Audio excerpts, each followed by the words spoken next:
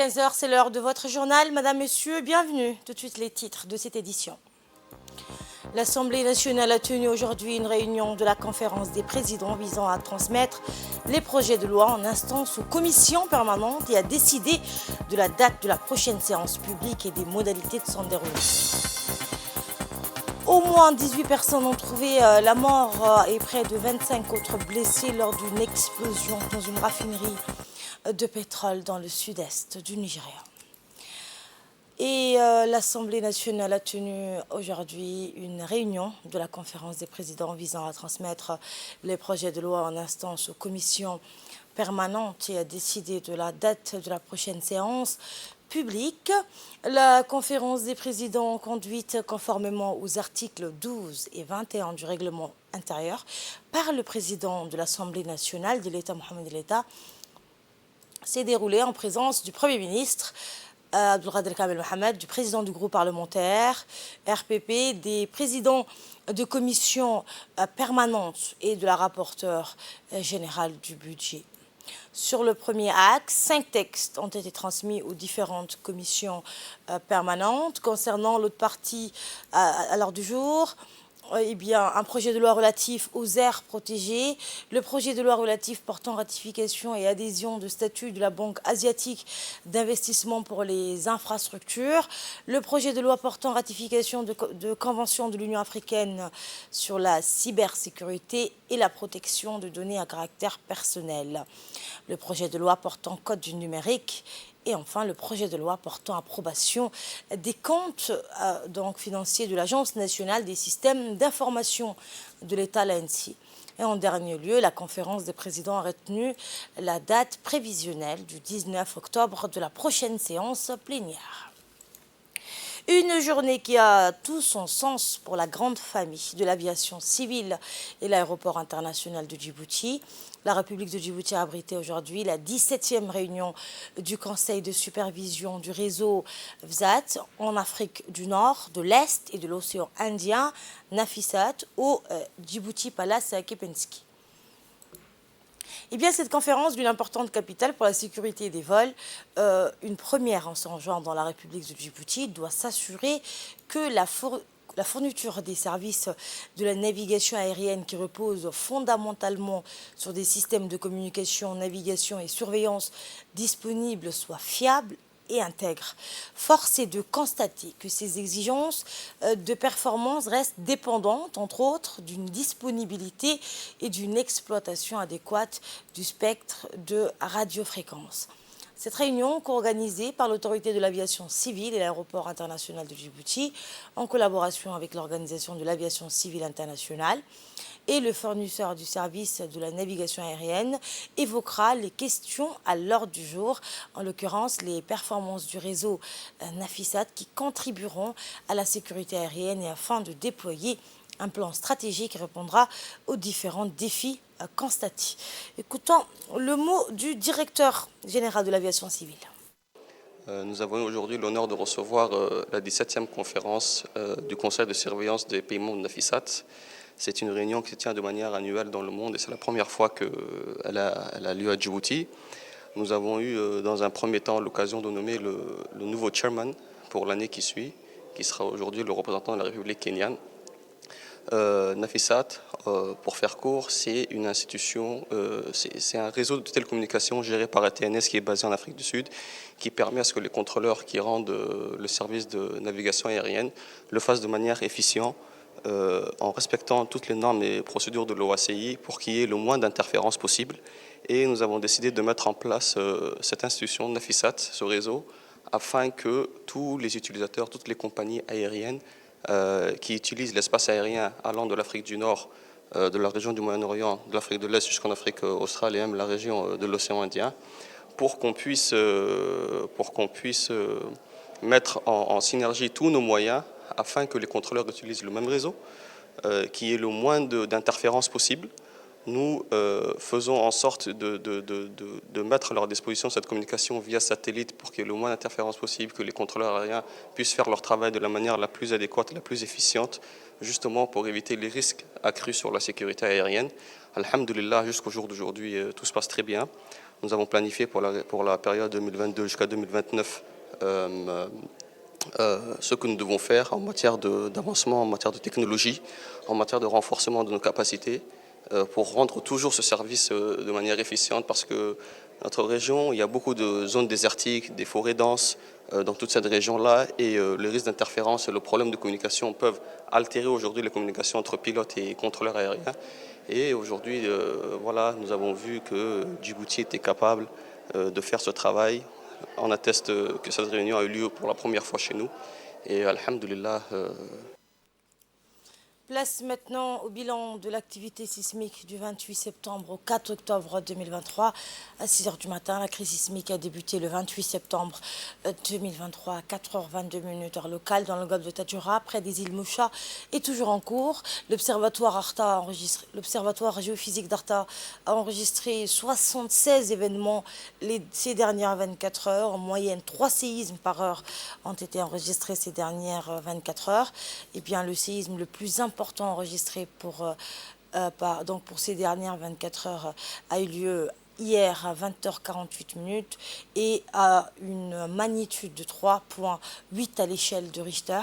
Il a été faiblement ressenti sur Djibouti-Ville et Tadjoura. Depuis le début de cette crise sismique, l'Observatoire géophysique d'Arta a enregistré 1646 séismes. La majorité des séismes ont des magnitudes inférieures à 3,26 séismes. Et à 3,26 séismes ont été ressentis depuis le début de cette crise à Djibouti et à Tadjoura.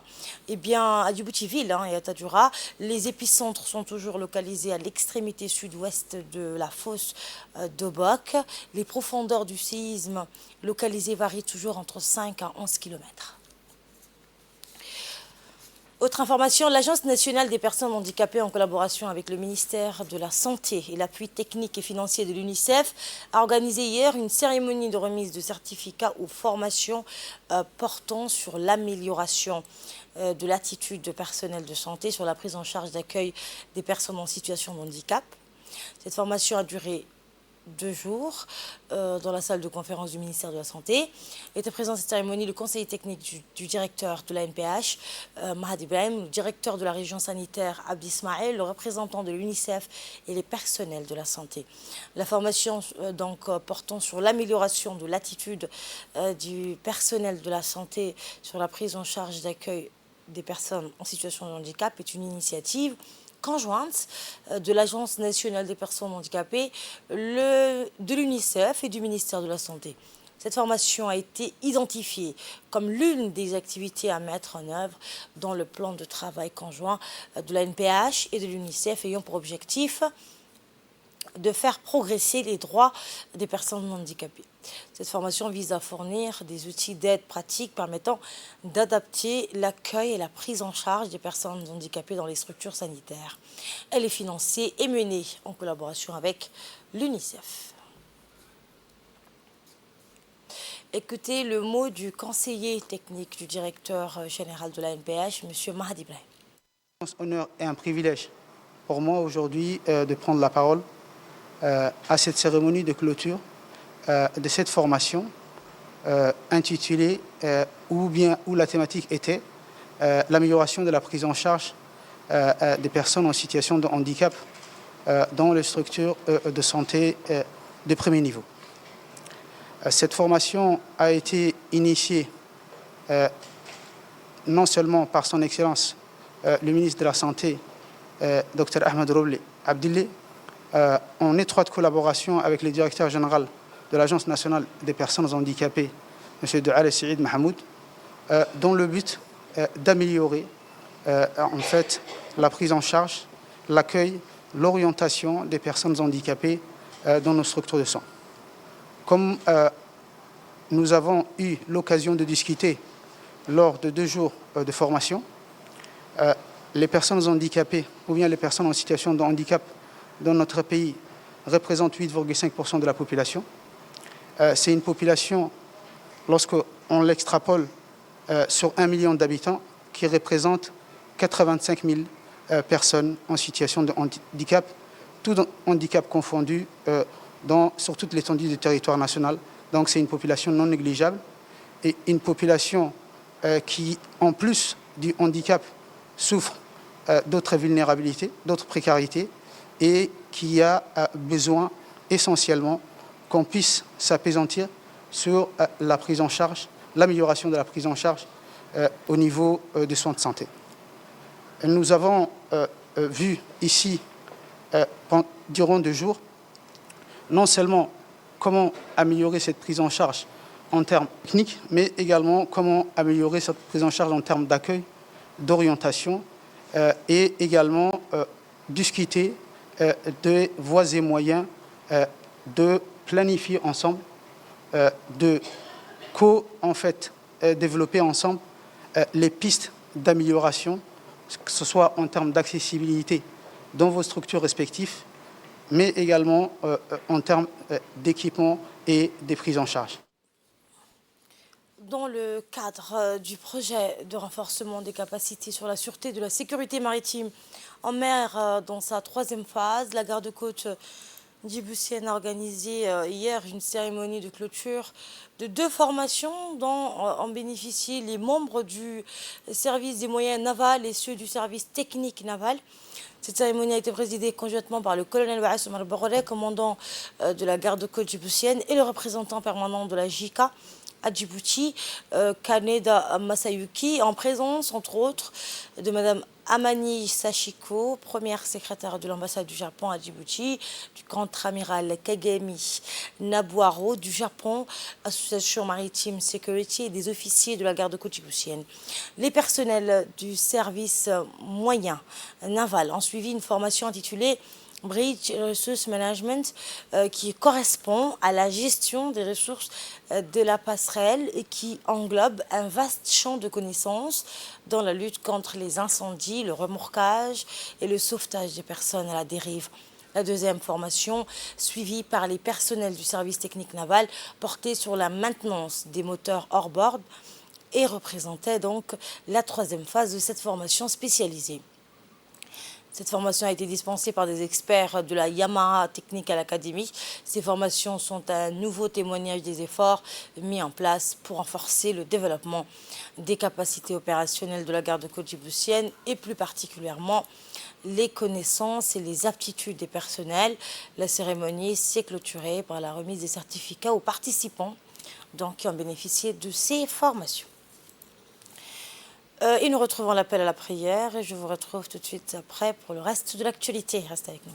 Le projet renforcement des infrastructures de base pour l'école communautaire du village Golgalah dans le but d'améliorer la scolarisation des enfants nomades, particulièrement celle des filles, et le projet amélioration de la résilience de la population rurale au changement climatique par l'appui et le renforcement des capacités productives des périmètres agricoles du groupement des paysans agricoles Assamo, Godao et de Gestir ont été lancés officiellement par le président du conseil régional d'Ali Sebi et président du comité du pilotage, Almak Hassan Lala, à la salle de conférence du conseil régional d'Ali Sebi. Cette initiative s'inscrit dans le cadre du projet participation de la société civile à la gouvernance et au développement local à Djibouti, mise en œuvre par l'Association internationale des maires francophones avec le financement de l'Union européenne. Le premier projet vise à faire de l'école communautaire de Golgalah un centre de vie de la communauté en complétant les infrastructures manquantes et renforcer ainsi l'accès à l'éducation des enfants nomades. Quant au second, il a pour objectif d'améliorer la capacité d'adaptation et de résiliation des agriculteurs. Même salle avec les organisations de la société civile pour parler de ces micro-projets-là. Et enfin, il y a eu la sélection. Et dans la sélection, la région d'Ali Sabié a eu les 2 projets qu'on nous a présentés. Une fois qu'on a atteint ce niveau, on a voulu que la mise en œuvre soit aussi participative. Et nous restons toujours à Lissabie dans le cadre de la lutte contre la contrebande de gâtes. La brigade de la douane d'Alissabie, en étroite collaboration avec la police nationale, a débuté hier des vastes opérations dans la région. En une journée, plus de 3100 kilos de gâtes de contrebande a été saisie. Eh bien, cette importante saisie de gâtes de contrebande a été obtenue en un temps record. Les contrebandiers voulaient acheminer en quantité vers la ville de Djibouti. Selon la procédure standard en vigueur, cette quantité a été détruite sur place par la brigade de la douane en présence du chef de la brigade de la douane d'Alissabie, Mohamed Moumen Hassan. Rappelons que la contrebande est un fléau qui nuit au développement économique de notre nation. Il incombe donc à chaque citoyen de mener de son côté la lutte pour faire cesser ce commerce illicite. Et un mot en sport à présent, l'association djiboutienne de sourds et malentendants a fait vibrer le monde du sport en organisant la finale de la Coupe de Djibouti, démontrant ainsi l'importance de l'inclusion et de la diversité sur le terrain de jeu. Et c'est l'équipe de Hayablé qui a une nouvelle fois inscrit son nom dans l'histoire en remportant la Coupe de Djibouti cette année. Image que vous aurez dans nos prochaines éditions. Dans l'actualité internationale, au moins 18 personnes ont été tuées et près de 25 autres blessées lors d'une explosion dans une raffinerie illégale de pétrole dans le sud-est du Nigeria. Selon le porte-parole du corps nigérien de défense et de la sécurité civile de l'État de Rivers, l'explosion est survenue dimanche en fin de matinée. En fin de journée dans cette région du delta du Niger, dévastée par des décennies de vandalisme et d'exploitation illégale d'hydrocarbures. Le bilan pourrait s'alourdir car des dizaines de personnes se trouvaient sur le site au moment de l'explosion. Les groupes armés mais aussi des habitants siphonnent régulièrement le brut des pipelines appartenant aux grandes compagnies pétrolières qu'ils raffinent ensuite sur des sites illégaux et revendent au marché noir. Après un an d'hésitation, le Conseil de sécurité de l'ONU a donné son feu vert à l'envoi en Haïti d'une mission multinationale menée par le Kenya. Cette force est chargée d'épauler la police dépassée face à la violence des gangs, viols utilisés comme arme de terreur, personnes brûlées vives, enlèvements contre rançon, alors que la violence des gangs qui contrôlent qui contrôle la majorité de la capitale Port-au-Prince ne cesse de s'aggraver. Le Premier ministre haïtien Ariel Henry et le secrétaire général de l'ONU Antonio Guterres réclamaient depuis près d'un an l'envoi d'une mission de soutien à la police. L'Organisation mondiale de la santé, l'OMS, a donné son feu vert à un second vaccin contre le paludisme. Son utilisation a déjà été autorisée au Ghana, au Nigeria et au Burkina Faso, alors qu'en 2021, un vaccin RTS produit par le Britannique GSK était devenu le premier vaccin à être recommandé par l'OMS. Le directeur de l'OMS a présenté ce nouveau vaccin comme un grand pas dans la lutte contre le paludisme, maladie qui existe à l'état endémique dans plusieurs pays. En Afrique, la maladie est l'une des principales causes de mortalité infantile. Le nouveau vaccin qui reçoit ce mardi, qui a reçu donc hier le label de l'OMS, a une efficacité avérée de 77%. Reste le coût et la capacité de production. Au moins 100 millions de doses devraient sortir chaque année des usines indiennes. Voilà, c'est la fin de cette édition. L'information se poursuit sur notre chaîne YouTube. Le prochain journal d'Agou vous sera présenté par Assia Mohamed. Pour ma part, j'aurai le plaisir de vous retrouver ce soir à 22h. En attendant, portez-vous bien et bon après-midi.